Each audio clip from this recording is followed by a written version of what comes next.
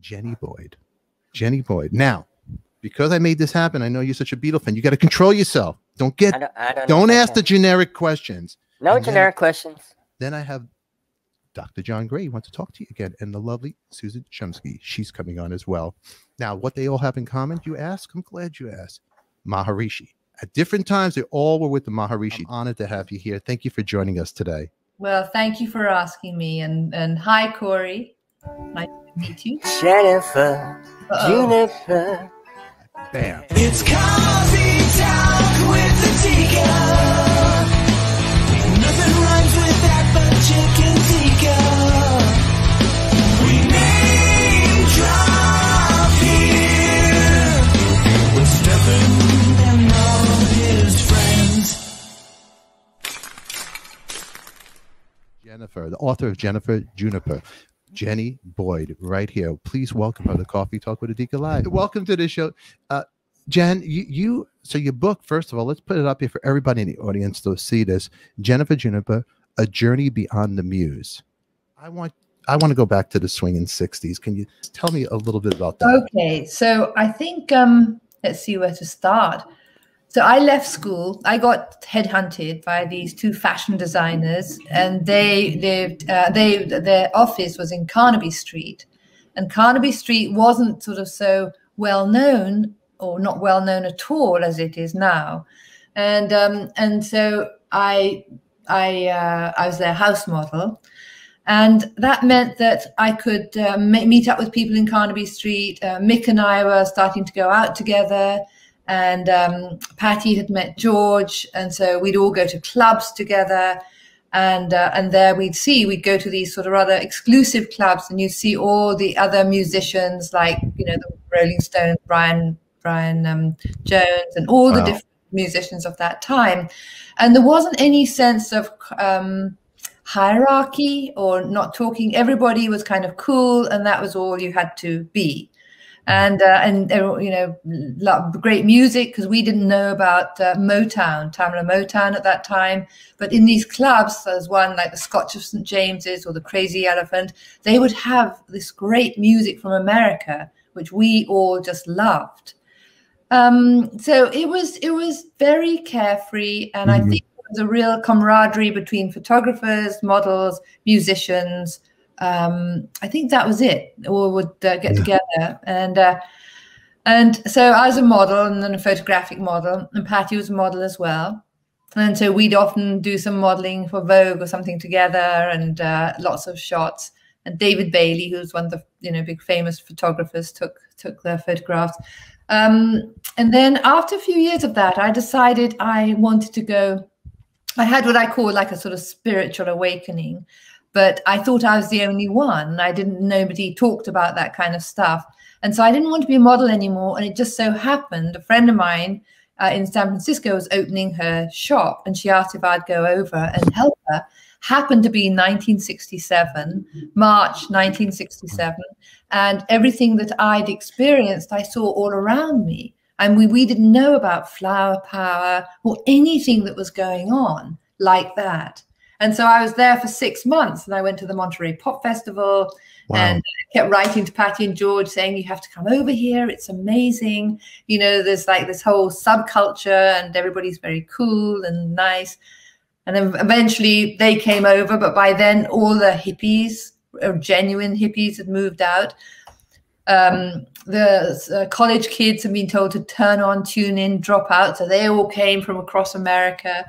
And by the time Patty and George and then their little entourage, we were walking along Haight-Ashbury, and I think it's a pretty well-known trip in inverted commas.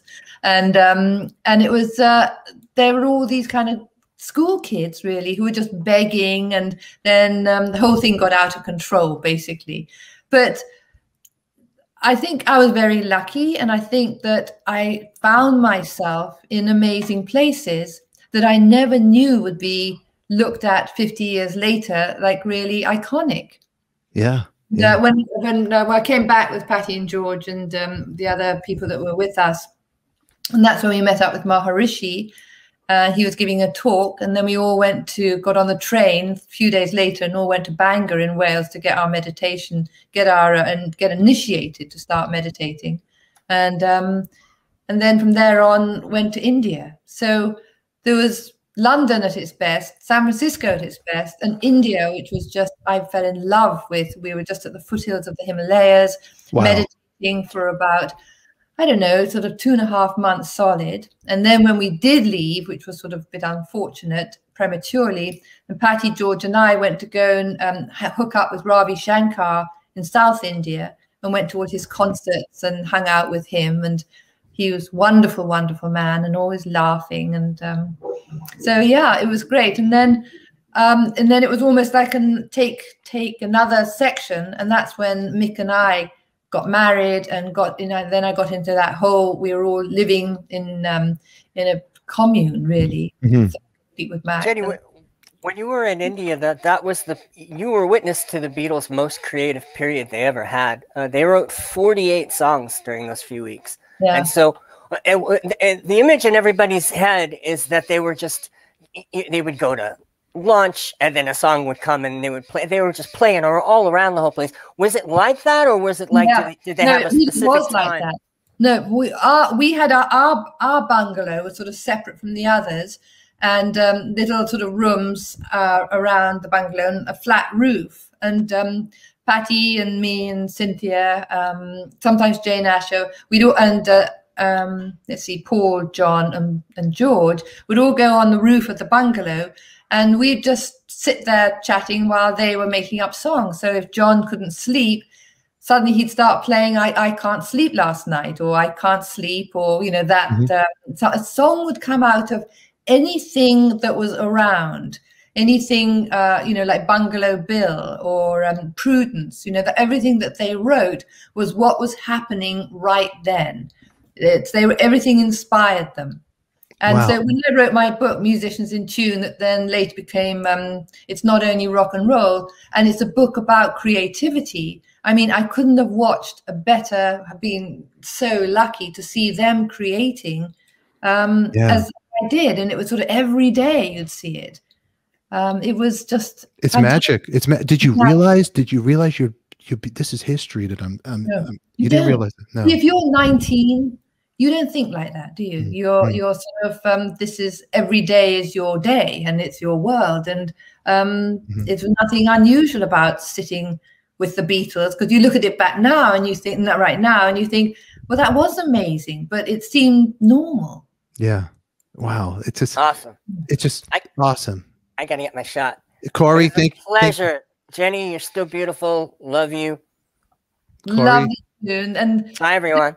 Be brave. Be brave, Corey.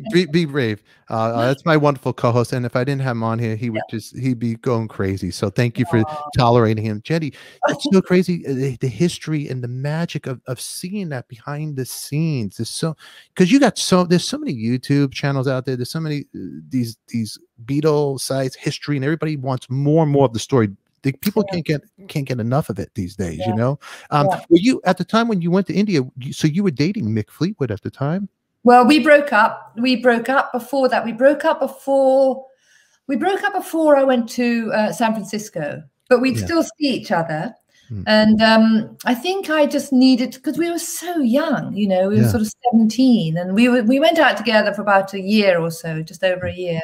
And I was modeling and he was playing, in all these different little clubs. So I'd go down to the clubs he was playing in, and it was great. But I think I felt after a while that I needed to sort of stretch out and go to different countries and just explore the world as you do.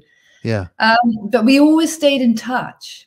And then it was 1967 that Fleetwood Mac got formed. Peter Green formed Fleetwood Mac, and they went off to the States. I think States was probably in 1968, I think. So, we were doing our thing, but we were always in touch. Wow. What a great time for music, for just a time growing up. And you're at 17, so you and Mick were just babies. Babies. babies, just two kids. Wow. So when you went to India, when you went out there, were you searching in yourself, like soul searching yourself as a kid? Oh, yeah, because I'd had my what I call like a spiritual awakening feeling, where just suddenly it just dawned on me that there's more to life. There's something else, and it's not just about. We were brought up as Christians, had to go to church every Sunday and all that, and suddenly it was like no. It felt much more universal, you know. And it was like searching. I became what I called like a seeker, and I didn't know what I was searching for. But it was about self-awareness, and yeah. And so I was definitely, and in San Francisco, I would try, you know, I took acid or I smoked pot and just did all that everybody was doing, but it didn't do it. It didn't sort of, I couldn't find it. It was only when I went to India and started meditating that I felt I could live there for the rest of my life. Wow. It was just fun. I just felt like, God, this is it. Yeah. It's just the whole picture, just the whole feeling. You felt your Zen, basically. Yeah. This is it. Absolutely. Yeah. This is it. You know, I have since there's more of these stories, everybody that's watching, you could always find all these stories and more right here in this book, Juniper, which we're not done yet, but we're going to have a round table because there's a lot of people at the Maharishi that you have in common. Now, our friend over here, the author, and I'll introduce you to John Gray, Men Are From Mars, Women From Venus. John had another run-in with the Maharishi himself. And John, welcome to the show, my friend. Welcome. This is so much fun, bringing back such sweet memories of the 60s. Heaven. Thank you. Yeah, and I want to introduce you to Jenny, John. And you guys. Hi, John. Hi, Jenny. Pleasure to be with you. So this is the first time you two have met before, right? Yeah. Okay. Yeah. And John, you told me before you had met the Maharishi, but in America that was correct. Well, after the Beatles left India, and by the way, the Beatles didn't tarnish his image; it actually boosted his image that he was the guru of the Beatles. Maybe in a certain circle, you know, George apologized later for saying bad things about him because George was really in tune with the whole thing. But that's what happened. There was some negativity there. But he grew, and part of his, you know, claim to fame was it was a huge movement, and it still is. It really does serve people. But it was guru of the Beatles, and that helped. You know, it was sexy. I mean, sexy time, free love. Then he came to America, and this was the time. I remember I'm this like 18-year-old, or maybe 17, not sure, and Hair. Remember Hair? I was so excited. Maharishi came to Poland Springs, Maine. Maharishi came to Poland Springs, Maine for 1 month, and it was 1,000 hippies. We were all hippies, had my hair grown out, and I was so excited. I'm this young guy, never traveled out of Texas, and I took the plane to New York City, and I wanted to see Hair. I was so excited to see somebody naked on stage. You know, that was the big breakthrough at that time. And then went up to Poland Springs, Maine. 1,000 people, and Maharishi came out. We just, you know, it was spectacular. And I share one little moment that was so meaningful to me is at one point we were all waiting for the Maharishi to come out, 1,000 people crammed into this hall. And then suddenly the audience just went into a chant of, you can't always get what you want, but if you try sometime, you get what you need. And they did that high choral thing, and I still remember it. That was that awakening at that time, and that song just resonated for me, just anchored it, and it was like you were unbounded. And that was what Maharishi taught: is you had this unlimited creativity, this unboundedness, and just hearing Jenny talk about the Beatles at that time, putting together so many songs. Yeah, that is what meditation does. I mean, I created 29 books behind me. So it just flows out, you know, and thousands of videos I've got on different topics and everything. But it's the flow. You just have that flow, and meditation provided that. And it was an awakening at that time that he was a part of. The Beatles were a bigger part of, I feel. You know, I told you before, my experience of the Beatles for me was here this 13-year-old or 14-year-old when they first came out, were on Ed Sullivan. And then they came to Houston and the Coliseum, and I was there, and all the girls are hysterical. And I'm saying, I'm not going to become hysterical. I'm going to, and as soon as they came out, I was jumping up and down like everybody else, and I was screaming my head off. It was a phenomena. It was a huge phenomena. Yeah. Wow. Wow. So you are crediting the Beatles for a little part of your career over here right now, John, huh? I would say, huh? They're a big part of my life. They're a big part of my life. And I'll tell you, so I became the youngest teacher of transcendental meditation. I went to the 1-month course. And they wouldn't let me into the second one in California because it was sold out. And I went anyway, and I hitchhiked up there to Eureka, California. And this is how I got close to Maharishi. They wouldn't let me in because they were sold out. And they told me, you can't come, but I was unstoppable. So I didn't have a pass, but I'm a little guy. So when the Maharishi would come in the door to the side with his entourage of famous people and rich people, whatever, here's this little John Gray, I would just slip in behind him because I was little and pretended to be his assistant. Yeah. And nobody questioned me. So there I am when we were in Spain at Mallorca. I was his personal assistant at that point, helping him down the hill. That was the uniform. We wore blue suit. We wore dark blue suits and red ties. Wow. And if you so look, what year was that? What year was that? I think that looks like 71. I think 69, 71. I think that's what that was. Because we did the 2 1-month courses in America. They were packed. And you should have seen this whole scene was, how you would give the Maharishi a rose. So that was the thing, is that, you give him a rose. The guy would get to the stage and there'd be like 1,000 roses he's got it carrying up. He was just so happy. And he would sit there and pontificate. I feel like that was his best time, actually, as he grew famous. When he was in Poland Springs, Maine, and he was in California, Eureka. Amazing time for him. It was like he was ascending. And that was when I got very close to him at that time, and then eventually became his personal assistant. And that's a whole story in itself. And lived with him 9 years, celibate. And, do you still meditate to this day? Do you still do the TM? Well, it's like an old friend. I'll put it that way. But no, I ascend to higher consciousness. I have advanced techniques I teach, similar to some of his advanced techniques, but then beyond that. It was a time of awakening, and TM is a really good beginner. John, when's that picture taken? If you could tell us, you remember? That would be 70, 71. Wow. Yeah, around that time. It was a young teacher meditation. Yeah. But it was always pushing the envelope. People say, how did you become his assistant? Well, first I was the youngest teacher. First I got into that event, and then he came to Poland Springs, Maine, a 3-month course there. And they said I was too young. I arrived, and they had to keep me because I was there. But you're too young to become a teacher. And eventually I convinced him to be the youngest teacher of TM. And then he said, you should go back to college. And I wouldn't want to go back to college. I just showed up on his porch, I just kept determined. I was very determined. And finally he embraced me as his assistant. And then he had me teaching his teacher training programs. I was like the guy when the Time magazine would interview, he'd have me interview them. He had this flying program. They have a picture of me doing the hopping technique that looks like I'm levitating. Okay, you this bouncing thing, and there I am in the air like I'm levitating. Not that other picture. It was actually, we were on foam, and we thought we were going to levitate. We never really did, but we had a good time trying. It was kind of like an athletic sport, bouncing around for hours. So that was it. The people weren't levitating. I remember seeing photographs of people. And what's so funny is how the mythology expands, because I was his boy, so to speak, and he was like a father to me. But people say they watched me levitate. I said, no, I never levitate. I was bouncing. But you felt the Kundalini energy. You felt excited. Your body would shake, and you had altered. Pretty much for me, it was the consistent thing throughout that time, the freedom of feeling. I can meditate 10 hours, 15 hours and feel enjoying it, like having sex. Okay. It wasn't exactly sex. I can now have sex for 10 hours because of that.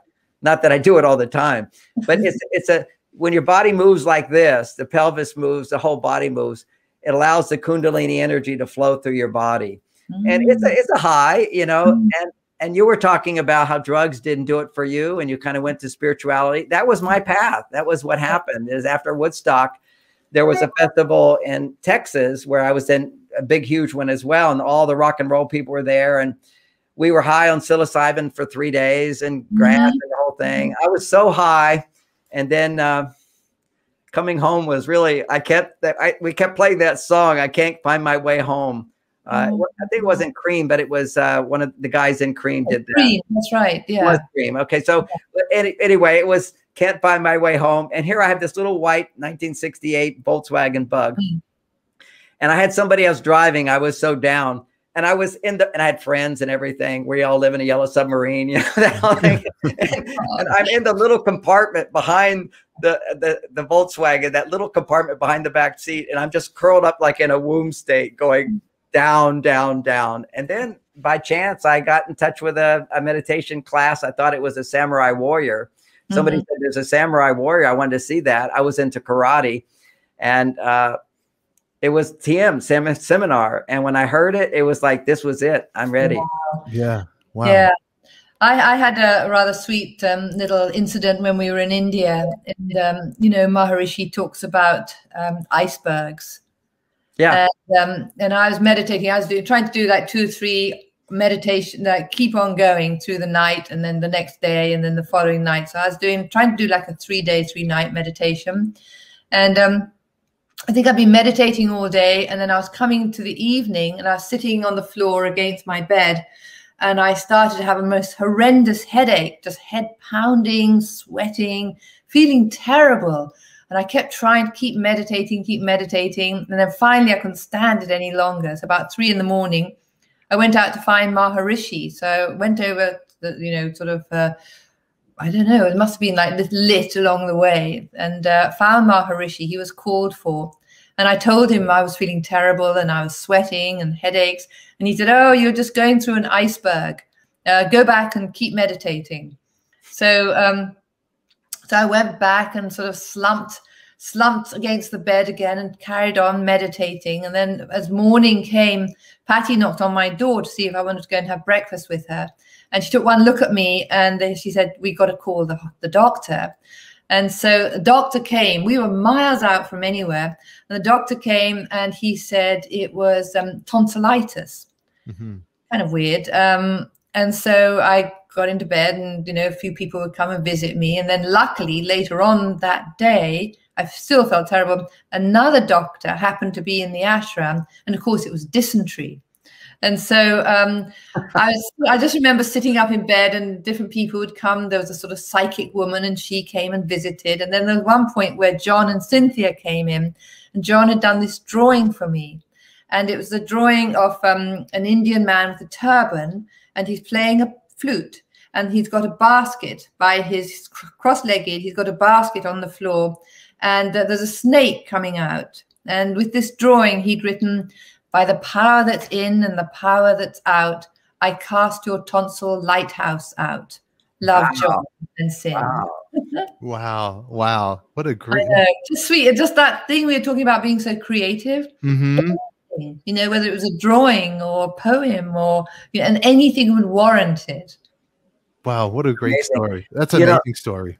For me, John Lennon was a foundation of besides the meditation thing. He had said, if you want to get high, you do meditation, you won't crash. And that's why, you know, I crashed, and now it's like, oh, I want to be high, but I don't want to crash. So that's why I really got involved with it to start with. And then after I became a TM teacher, I remember my first lecture I was giving, I had so much anxiety, even though I was meditating, been through the whole training program. I still had it when I was giving a talk, massive, massive anxiety. And I stood in front of the audience and I fainted. I had so much anxiety. My knees actually went back and forth. That never happened again. And then I fainted. It was huge. So then I thought maybe this is the wrong job for me. And then I read in Rolling Stones, John Lennon saying the Beatles stopped touring because they had so much anxiety before performances. And I figured, well, look, he's definitely doing what he's supposed to do. But, you know, if you get that much love, you know, everybody loved the Beatles. That's energy coming into your body. You have to learn to be able to receive that. And if you have blocks to the energy, you get sick. You know, you feel anxiety. You feel like I got to eat too much, take drugs or whatever, which is part of that whole craziness for rock and roll stars. Is just get so much energy. Their body can't handle it, and they got to dissipate it by intense experiences. Yeah. You know what? So we have 68, we have 69. Now we have from 1970, another person that did encounter the Maharishi. And I'm going to bring you right here. I want to welcome Susan Shumsky. Maharishi and me. Susan, welcome to the round table. I'm Hi, Susan. excited to be here with you today, Adika. I'm welcome that you're here, Jenny. Introduce you to Susan, Jenny, and of course, Hi, Jenny. Hi there. John Gray. You do know John, I believe. I know John. We were with Maharishi together in Europe. Yes, we were. When I was on Maharishi's personal staff for 6 years in Europe.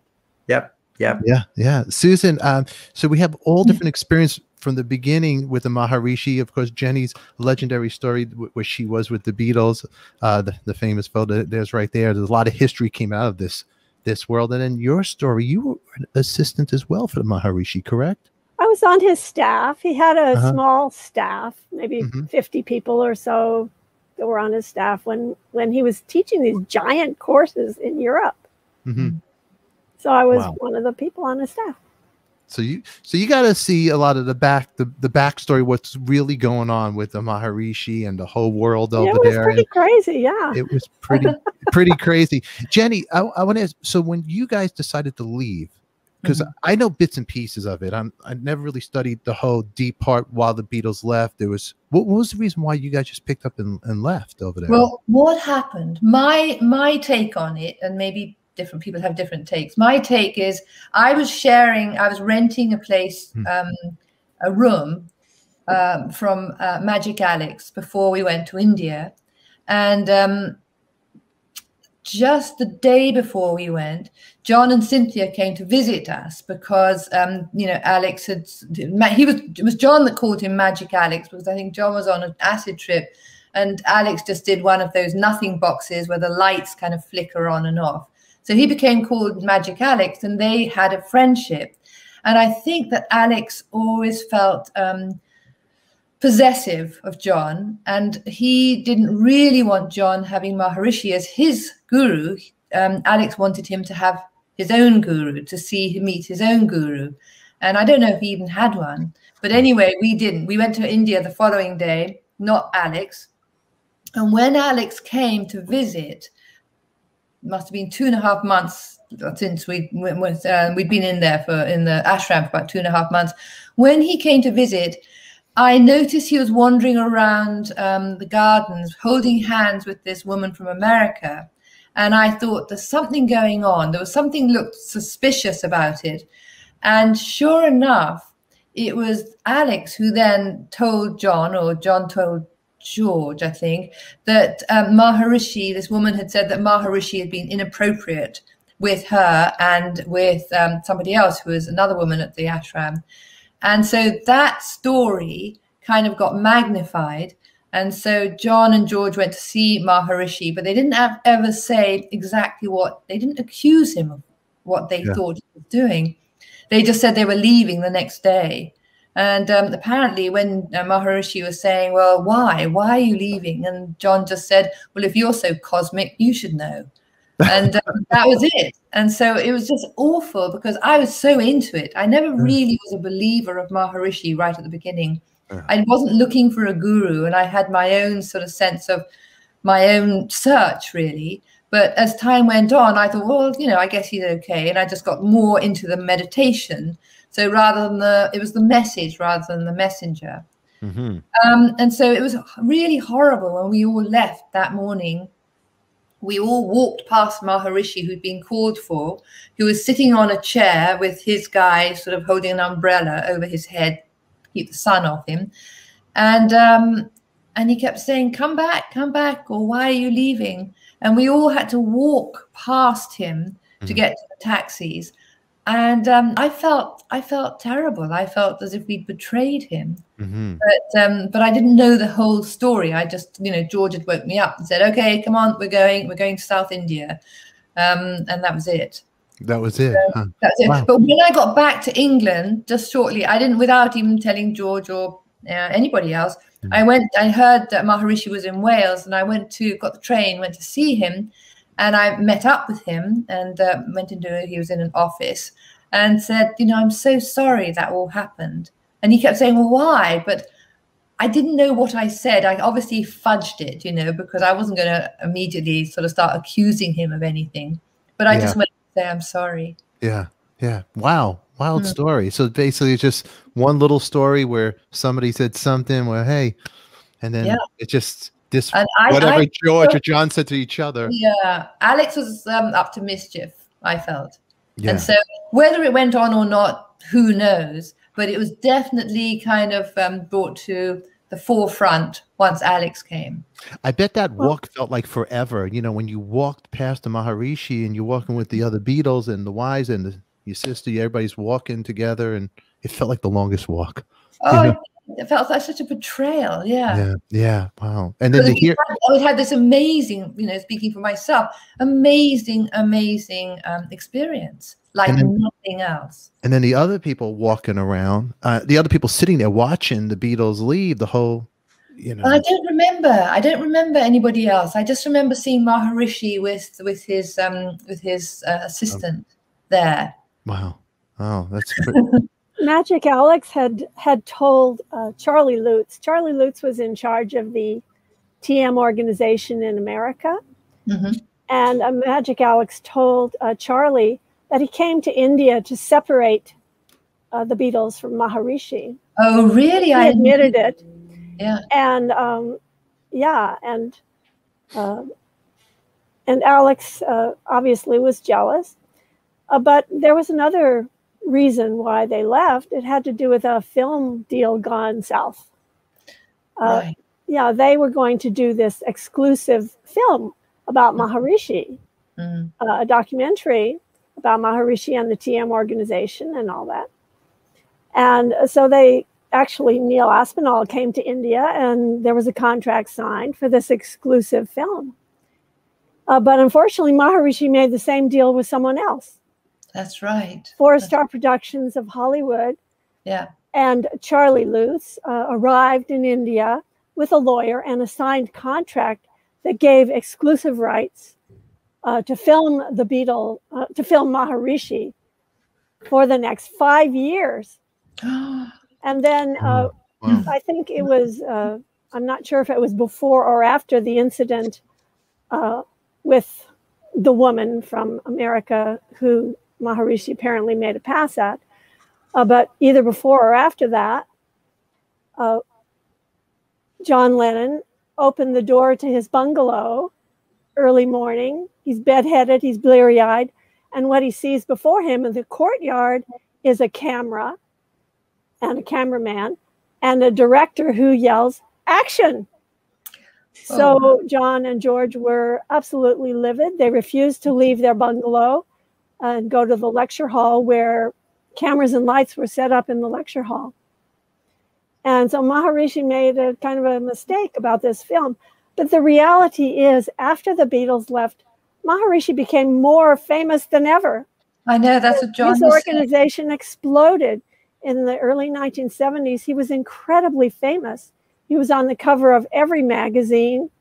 He was on The Tonight Show, on Merv Griffin. And thousands of people were standing in line at TM centers to learn TM. But I wonder if that explosion would have been quite so big if this situation didn't happen at the end. Would it have? You know, fame, publicity, I guess. Yeah. Publicity is great, but you know, I believe there's destinies involved with everything. Yeah, that's what I'm thinking. Yeah. That was the time. There was this huge collective consciousness. Everybody was waking up. Even now, I enjoy this experience that I've gotten from TM and everything. But back then it was like new. It was like, wow, you know, you're not limited, you know, your mind, you feel so expansive. You got this flow going on. It was also new to us. It was so exciting. And to so many, every week, I remember, Susan, we were having in all of our TM centers, we were having like 35,000 people a week. We're all coming to the TM centers to learn TM. It was huge. It was magnificent. It was gigantic. Did you come across Paul Horn? Yes, Paul. We knew Paul. He was with you in India. Yeah. In fact, he had a birthday with Patty in India. That's right. Yeah. Yeah. There were lots of birthdays, famous birthdays. Mike Love had a birthday in India. Yeah. Yeah. Mike, what was that like? The celebration with the birthdays in India, huh? While you guys were there, it was fun. You know, they all had garlands, and some of the Indian musicians were brought in, and it was celebration time. Yeah, there's a picture of Mike Love right there. Sweet. I believe that's Patty. That's Patty. Yeah, and wow, and John looking a bit sleepy. They're in front of their bungalow there. That's where they were staying. Yeah. Now, did they take the? I'm curious about where you guys, Jenny, where you were at, and with the Beatles and the Beach Boys. Is it still there? Does it exist? Well, apparently, the trees just were overgrown, and it kind of became like a jungle. So I heard. Somebody else who was there, Paul Saltzman, he was the photographer, and he came. I think he was only there for like a few days. He happened to be there because he was visiting his mum. And he became very friendly with the Beatles. And then, of course, he's got that beautiful photographic book. In fact, there's a picture he took of me that's in my book. He wanted to, he's done a film about that time, and went to Rishikesh. And I think they're sort of redoing it now. They're remaking it, and definitely the gardens and everything. And he showed me some of the photographs, and you can hardly recognize it. Have you been back ever since after your? Not to the ashram. I went back to Rishikesh. We went because my mom was born in India and spent her first 7 years in India. So I thought, well, it was either her 70th, maybe it was her 70th or 80th birthday present. I'd take her back with my daughter to show my daughter, because then it was her 30th birthday. This is my love, India. It's wonderful. And then Patty wanted to come along as well. So the four of us all went to India together, and we were in Rishikesh. We stayed in Rishikesh for a night or a couple of nights, right by the Ganges.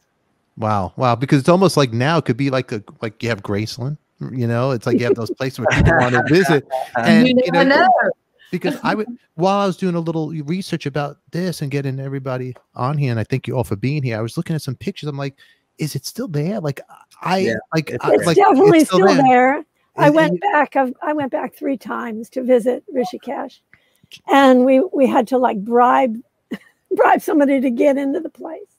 Really? But it was all overgrown, as Jenny described. And you can see Maharishi's house still there, and the bungalows are still there. Wow.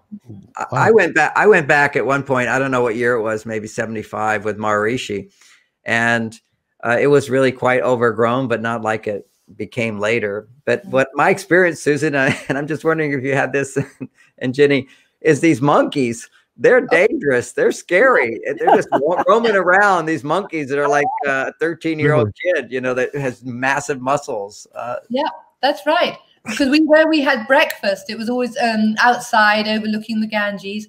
And as soon as you get up, they'd be on there and they'd take whatever was left of your breakfast. Oh my God. And they would jump on the roof when you were meditating.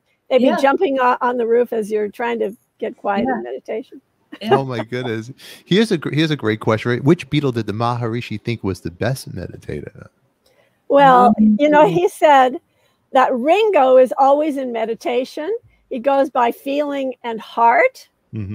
And he said that as for the other Beatles, too much brain is in the way.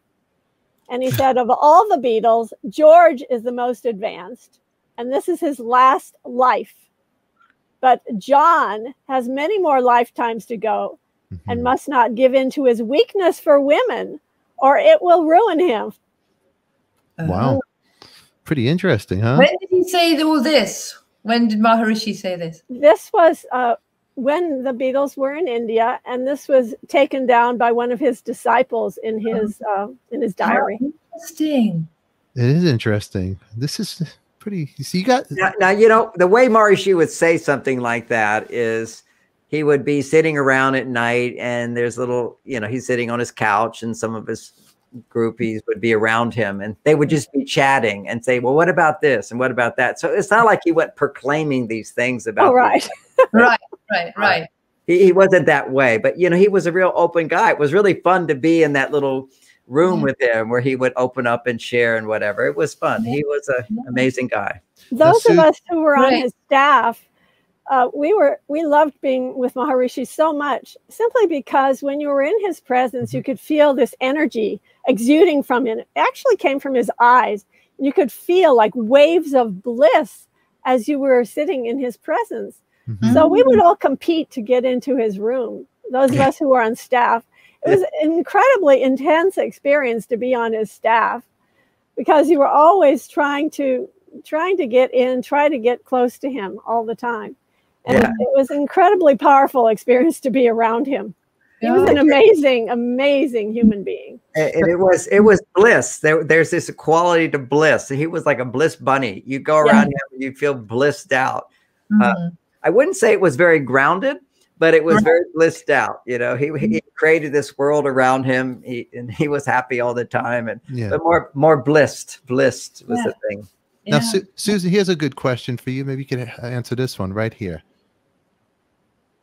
Can you see that? What devastating remark did the Maharishi make when John Lennon tried to return? Well, I had a friend who was with Maharishi in 1969, and they were sitting in his meeting room and discussing where they would hold the next course, because they couldn't hold it in India anymore. There were just too many people who wanted to come on the courses.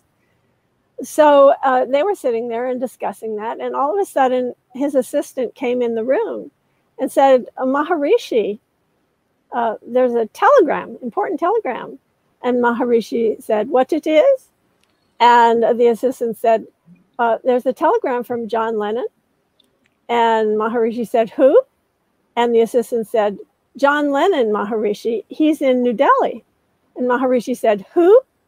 And the assistant said, Maharishi, it's a telegram from John Lennon of the Beatles. He's in New Delhi, and he very much wants to come and see you. And Maharishi just was quiet. And then he said, I do not know a John Lennon. Wow. Wow. Wow. Interesting. There's another side to the bliss guy. That's why I say it wasn't so grounded. There's another side to there's another side to it. That was very Michael Corleone, godfather of the Maharishi. I might add to this. There was a list. There was the list of people that do not exist in Wow. Wow. So you're dead to me. That's it. That's it. Gone. It's like, wow. But when they left, he did express, there was a man there named Mike Dolan who was living in the room next to the woman who was having an affair with Magic Alex. Mike Dolan said that when he left and had his exit interview with Maharishi, that Maharishi said to Mike, are you from Liverpool? And Mike said, yes, I'm from Liverpool. And Maharishi said to him, when you go back to Liverpool, please tell John Lennon to come back to me. Oh. Wow. Wow. And he was almost in tears. I mean, he was so emotional and expressing that to Mike. So Mike told me that story. Wow. So he was very hurt. There's a challenge. Very hurt by John. I have other stories about that, not with famous people, but what happens when you're a teacher, and I experienced it. I remember at one stage where people would take my seminars and think they were the best thing in the world. And then I'd hear them talking about some other seminars. If it's the best thing in the world, I go, what? I thought I was the one. You have to overcome it. And I did eventually. We should all be free to do whatever we want. But he had people worshiping him. I mean, people, just putting their hands up, and he was the greatest and greatest. And then they would just, if they were of some significance to him in that relationship, and then they pull away, he's hurt by it. So it's not like he list out all the time. That's part of the problem with all gurus, and not all, can't say all, but is that you put them on a pedestal, and then when they come down from that pedestal, you withdraw from them. And the other side of it, a lot of people are still in the TM movement, still waiting for the day where they're going to be blissed out all the time, because he wasn't blissed out all the time. But particularly when you're sitting in front of people who are radiating love towards you, you're feeling blissed out. So there's a sort of an ungroundedness to the whole thing of the guru scene. I think that John and George, they really had very high expectations about Maharishi. And well, yeah, a little bit unrealistic in some ways. Yeah, but you know, if you think of it, we were all new to that. Yeah. You know, there's like we hadn't come across anybody who was a guru of any sort. We didn't know. So I think I was definitely a little skeptical at the beginning, and but generally we didn't know. And my sense is with the Beatles is that yes, they'd gone to see Maharishi. We'd been initiated, and then Brian Epstein died. Yeah, and I think that that left such a hole that it was an obvious thing that they would put Maharishi there to fill it. And so I'm sure, you know, there's far more kind of expectation of him, whether it's like he's this amazing guru and he can just do no wrong. Not that actually he's a human being as well. Yeah. So I think it was sort of a lot of that all seemed to go together. When Brian died, that was definitely a part of the Beatles where they needed that, not something to hold on to, especially from, I mean, Jenny, you know, I'm just going from stuff I read, and that's why I'm so happy you're here. You could clear things up for us because you knew them better than any of us here. But Lennon, from even what goes back from being a kid, his mother, losing his mother, obviously he was not satisfied with his marriage at the time. You know, he had a kid at a young age. You know, the Beatles were just jumping up. These guys from Liverpool, and they became everything, the Elvis that they loved. You know, and how are they handling this? And they just, when you think about it now, where we're at in life now, all of us right now, they were so, Jenny, you just, everybody was really babies back then, you know, and to find that hope, it was a weird time. Brian Epstein. It was an open world. I mean, we were sort of treading a path that hadn't been trodden before. Yeah. You know, with our sort of generation, I suppose, or you know, being Westerners, and you know, people would look at us like the kids in the village, and they would just laugh and point and laugh because they'd never seen anything like that before. Yeah, was Brian Epstein was he ever against the Beatles going there? And do you know of that? Or no, because I think when he was meant to come, that he was actually going to get initiated. I seem to remember. So he was joining in with what they were going through. Wow, it's I think he was expected to come to North Wales, where all the Beatles and Jenny and everybody were, and he was going to join them because it was a 10-day retreat. Yeah. And then unfortunately, he passed away. On the 27th, he passed away. So they had to rush back to London. Yeah. Wow. Very. When you look back on it all, you know, it's just talk about fate and, you know, the sort of destiny and all that kind of thing. You can't help but kind of piece it all together. Yeah. You know, when Maharishi first arrived in the shores of America in 1959, there was no meditation, there was no mantra, there was no yoga. These terms basically didn't exist in the West. And then within 10 years, with a little help from his friends, the Beatles, they became household words.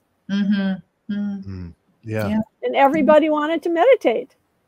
And everyone's still meditating, as a matter of fact. There was a survey done not too long ago. Anywhere from 10% to 14% of the people of America claim that they meditate, which is astounding.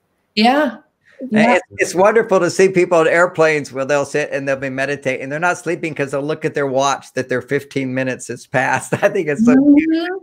That's so true. You know, I got to tell you something. I know everybody here, you guys have interviews to do and all that good stuff. I say we have to do a round table. There's so much to talk to, and I would love to invite you back again, and hopefully we can make this happen. Jenny, John, Susan, I thank you all for coming on here today.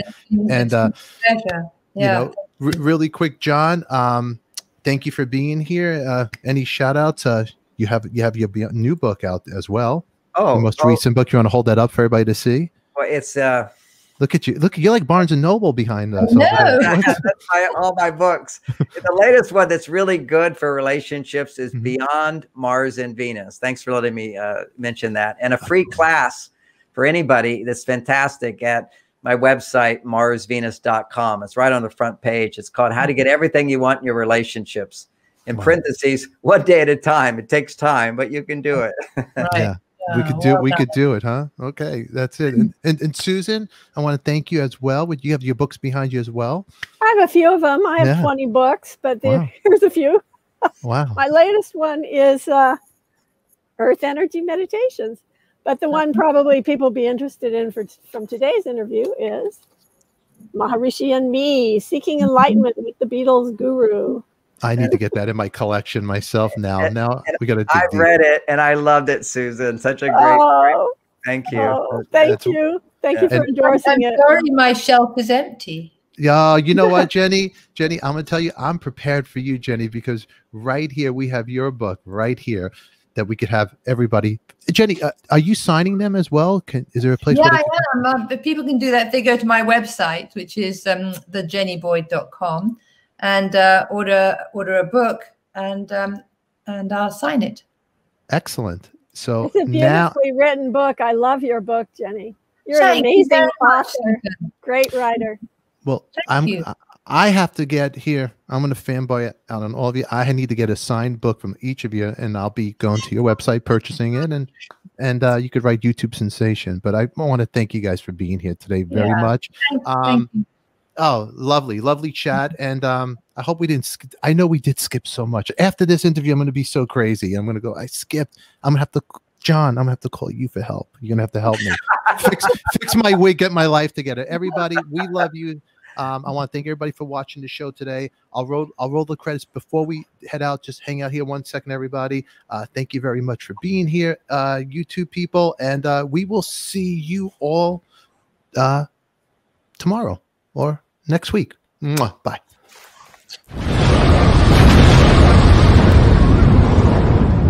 It's coffee talk with the Tika. Nothing rhymes with that but chicken tikka. We name drop here. With Stephen and all his friends.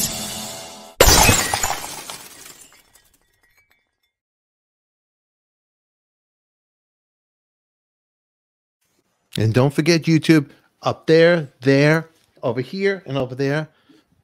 You know what to do.